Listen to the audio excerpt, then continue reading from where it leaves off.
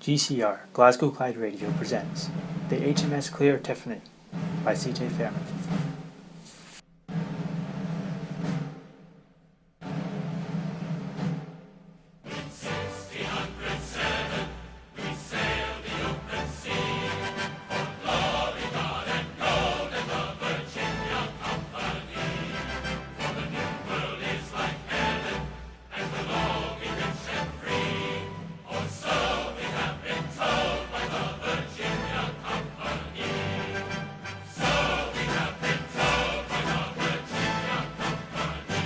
The year was 1607, and the European powers were sending over fleets of ships to colonize the New World. Among them was a very unassuming ship that, while often overshadowed by more famous vessels like the Mayflower, helped lay the foundations of one of the strangest places on Earth.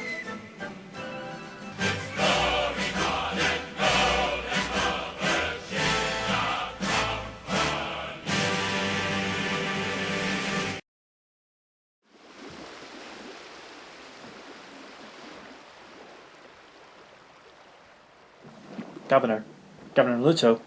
The governor woke with a start. He had been dozing at his desk in his private cabin.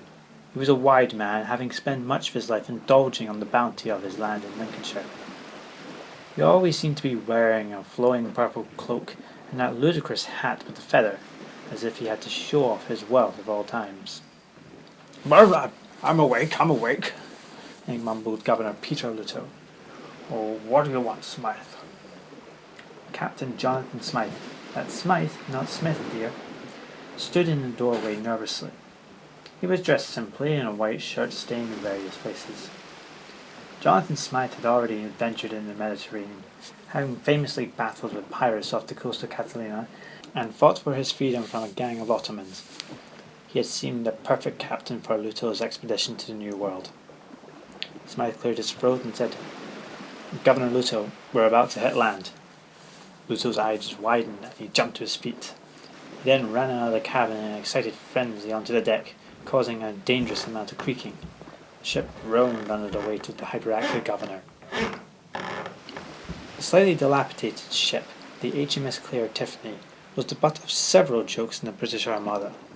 Slow, rotting, and supposedly haunted, the HMS Clear Tiffany had suffered greatly under the previous captains, so that the name on the side had worn away so much that all was left was Clear Tiff. Smythe looked out on the starboard side and saw the island on the horizon. It was mostly flat, except for two tall mountains standing side by side, framing the rising sun beautifully. The forests grew wild and free at their base, and the beach glimmered on the south side. When Smythe looked at this island, he saw adventure. When Looto looked at the island, all he saw was gold. That was the purpose of this voyage.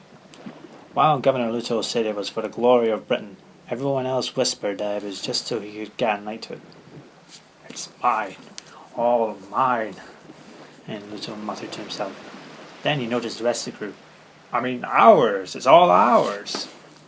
Two of the sailors, Sycamore and Hudson, stood next to Smythe at the railing and snickered. "That daft governor," said Sycamore dismissively. "Don't he know we're all into his little game?" "Aye," said Hudson, trying to contain his laughter. "What did he take us for? A bunch of illiterate sailors who can't tell north from south?" "Says the sailor who can't read a compass," said Smythe. "Burn! Shut it, Sycamore!" As the two sailors started bickering, Smythe stared out at the new island, anxiously waiting for the adventure to come.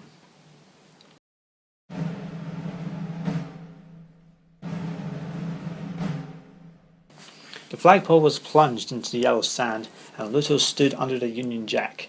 His chest puffed out. "I hereby claim this land for His Highness King James I, and do so name this land Arum." Everyone just stared at him. "Arum?" Smythe asked on behalf of the whole crew. "Is that really what you're going with?" "Yes, what's wrong with it?" Nothing. Well then," and Governor Looto swished his cloak to try and look impressive, "I think it's high time you go out and see if you can take care of those savages." Smythe hated this idea, as he had heard stories about how kind and generous indigenous people could be, and calling them savages was much too harsh. but Smythe had to respect the chain of command and consented. Looto meanwhile turned to the rest of the crew, and his mouth stretched in a hideous, unnatural smile. "The rest of you, break out the shovels. It's time to get digging." "Digging? Now?" "Well, of course," said Looto, producing a map from his breast pocket. He unravelled it and showed it to the crew. "Let's not forget what the Spanish found when they came to the New World. Gold. Mountains of it. Why, for years they've been ravaging the New World of its most precious resources. But now, it's our turn." Smythe decided to leave before Looto could burst into a song and dance routine. He had already endured that several times during the 2-month voyage across the Atlantic. He unsheathed his sword and made his way into the forest. At last, a chance for a real adventure, to journey into mystery and discover new lands and meet new people.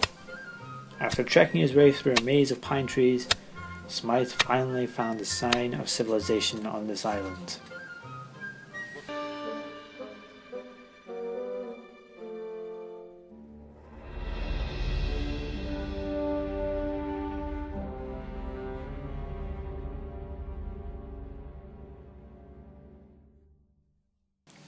"I'm doomed!" squealed Looto. 2 days had passed and still no gold. Looto had already spent a lot of his small fortune on purchasing the HMS Tiffany and the hiring of the crew. If this expedition proved to be a bust, Looto would be left with nothing, and on top of that, he'd be a laughingstock in the royal court. No longer would Governor Peter Looto, Esquire, be a respectable name in Britain. "Governor! Governor!" Our Sycamore came running into Looto's tent, waving his arms above his head in a panic. "What is it? What happened?" "It's Hudson," shouted Sycamore. "We were digging, and Hudson was... Ah!" As Sycamore ran back out of the tent and Looto followed. It was led to a deep hole dug into once pristine beach. At the bottom was Hudson, writhing and squirming in a pool of... "The black poison!" yelled Looto. He had heard rumours about this black sludge that would burst from the depths of hell to envelop men in liquid darkness.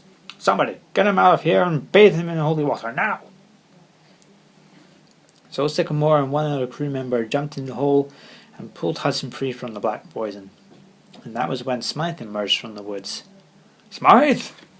he shouted at Looto. "What the devil have you been up to?" This would prove to be the first use of the term "what the devil" on this particular island. "I found the natives," said Smythe. "Excellent," said Looto, clapping his fat hands together. "I assume you disposed of them?" "What? No!" Looto had not expected that. This was the courageous Captain Jonathan Smythe, the man who had fought an entire crew of savage cutthroat pirates without injury or remorse. "And why not?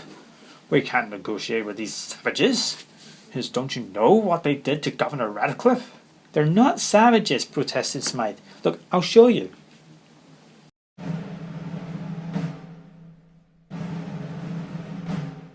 Smythe led Looto, Sycamore, and a recently hosed down Hudson past the side of the Twin Mountains, which Looto had insisted on christening the Golden Mountains. "Hey, they must have some gold in there, right?" "Are we there yet?" moaned Hudson, his skin blistered with holy water. "Almost. There." Smythe pointed down in a close-knit collection of wigwams in the middle of a clearing, resting on the bank of a river. "What? They don't know how to construct buildings? What's wrong with them?" Looto stretched his hands out in exasperation. "They do fine without stone buildings," said Smythe. "Come on, I'll introduce you to the tribe." "Introduce me?" he said Looto in dignity as he unsheathed his sword, a short, blunt one, which was apt given the owner.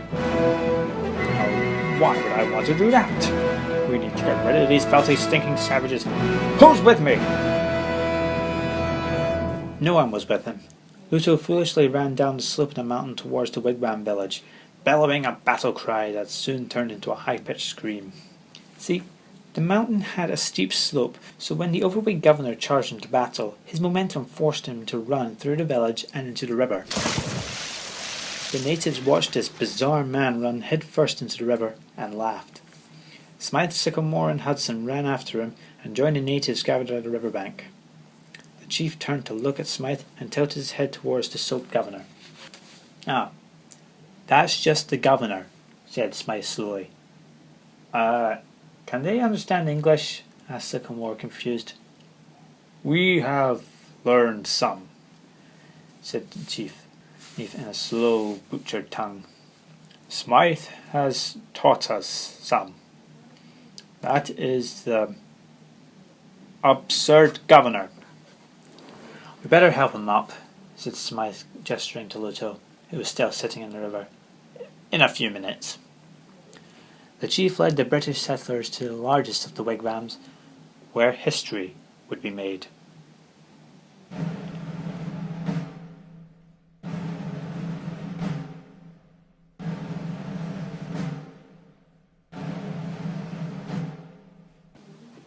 Governor Peter Looto never found his gold.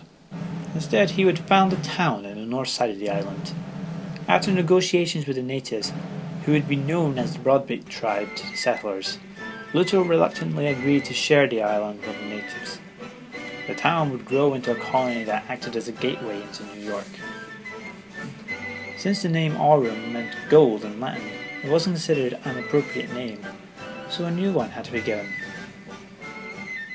And so, Esquire Bay was born.